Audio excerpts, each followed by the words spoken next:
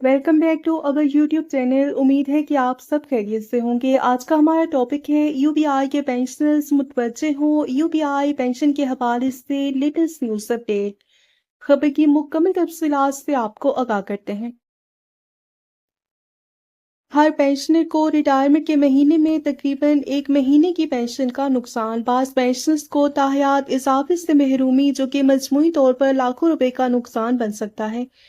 और ये एक तरह की पॉलिसी की खामी है जिसका फ़ायदा इदारा उठाता है और नुकसान पेंशनर्स को सहना पड़ता है। मुमकिना हल और सिफारिशात।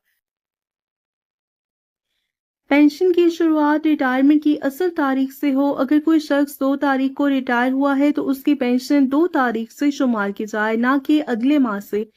पेंशन में इजाफे का इतलाक एहलियत की तारीख पर हो। जो लोग मुकर्रर तारीख मसलन 31 दिसंबर से पहले रिटायर हो जाएं, उन पर इजाफा लाजमन लागू होना चाहिए।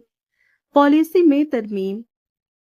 यूबीआई और हुकूमत से बाज़ाब्ता मुतालबा किया जा सकता है कि इस तारीखी नाइंसाफी को ख़त्म किया जाए और इसके लिए पेंशनर्स एसोसिएशंस मसलन कराची एप्पा को मिलकर एक तहरीक या दरख्वास्त तैयार करनी चाहिए। कानूनी पहलू। अगर ये मामला इज्तिमाई तौर पर अदालत में ले जाया जाए तो ये बुनियादी हक के तौर पर पेश हो सकता है, लेकिन ये एक मुश्किल मरहला होगा क्योंकि इंसाफ मिलने में बरसों साल लग जाते हैं।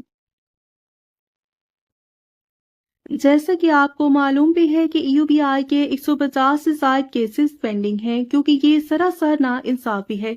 किसी को सिर्फ चंद दिन की वजह से सारी उम्र नुकसान सहना पड़े। लाए अमल।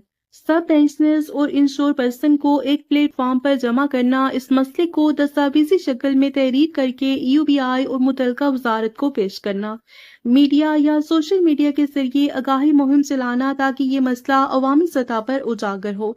जरूरत पड़े तो अदालती कार्रवाई भी जेर गौर लाई जा सकती है।